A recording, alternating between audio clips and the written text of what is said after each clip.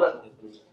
এই লড়াই আমাদের সবচেয়ে বড় সম্বল হচ্ছে আল্লাহর রহমত আর আমাদের মনোবল। কি আল্লাহর রহমত আর আমাদের আল্লাহর রহমত আর আমাদের মনোবল, এই দুইটাকে পুঁজি করে আমাদেরকে ইনশাআল্লাহ 12 তারিখের মহাযুদ্ধে বিজয় ছিনিয়ে আনতে হবে ইনশাআল্লাহ।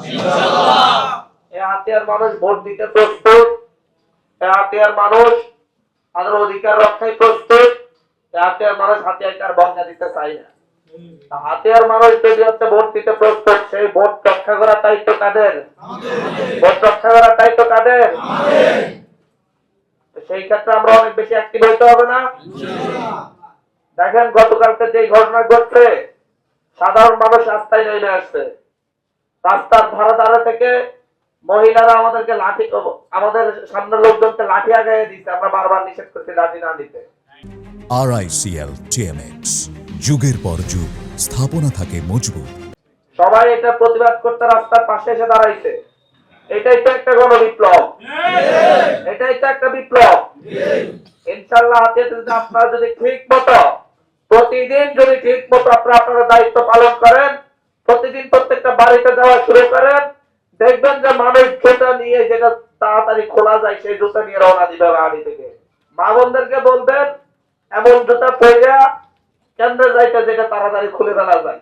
আপনারা সকলে যদি ঐক্যবদ্ধ হন, একসাথে যদি কাজ করেন, আজকে থেকে নাই না যদি যান ঠিক মতো, যদি বাড়িতে বাড়িতে যাওয়া শুরু করেন, কেন্দ্রে যদি ভোটার উপস্থিতি নিশ্চিত করেন, তাহলে 680 ভোটে স্বামী সাহেবকে বিদায় করে দেওয়া যাবে, সরকারিদেরকে বিদায় করে দেওয়া যাবে 680 ভোটে।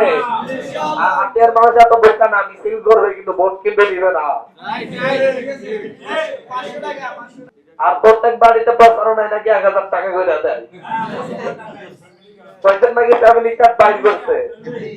আমি বলছি যত আপনার ফ্যামিলি কার্ড ধরেন দিব, কিন্তু কাগজে দিব, আমরা করে নাই না তারা খাইব। হ্যাঁ, তাদেরকে বোঝাইবেন বার্তা, যারা ভূমিহীন আছে আমরা তাদেরকে ভূমির ব্যবস্থা করে দিব। তাদের চাকরি বাকরি সমস্যা, আমরা নদী বন্দর হচ্ছে ইয়ে হচ্ছে, এগুলোতে চাকরির ব্যবস্থা করে দিব। আমরা প্রত্যেকটা মানুষকে স্বাবলম্বী করে তুলবো ইনশাআল্লাহ। এই কথাটা বুঝাবেন যাতে ফ্যামিলি কার্ড বিদ্যালয়টা নিতে না হয়। এই যে পরিবর্তনের জন্য আমাদের এই লড়াই, আমাদের মেইন লড়াইটা হচ্ছে হাতিয়াকে মুক্ত করা, ওই সন্ত্রাসীগুলা থেকে মুক্ত করা। হাতিয়াকে সন্ত্রাসীগুলা থেকে মুক্ত করার এই লড়াই আমাদেরকে অবশ্যই জিততে হবে ইনশাআল্লাহ। ইনশাআল্লাহ 24-এর গণঅভ্যুত্থানে সারা দেশে বিপ্লব হয়েছে, এবার হাতিয়াতে বিপ্লব হবে ইনশাআল্লাহ। আগামী 5 দিনের প্রচার প্রচারণার পরে হাতিয়ার রাস্তাঘাটে মানুষ উঠে আসবে ইনশাআল্লাহ। প্রত্যেকটা বাড়ি থেকে মানুষ বের হয়ে আসবে ইনশাআল্লাহ। প্রত্যেকটা বাড়ি থেকে সন্ত্রাসীদের প্রতিরোধে প্রত্যেকটা বাড়ি এক একটা ক্যাম্প হিসেবে প্রতিষ্ঠিত হবে, এক একটা দুর্গ হিসেবে গড়ে তোলা হবে প্রত্যেকটা বাড়িকে। গড়ে তোলা হবে ইনশাআল্লাহ, হবে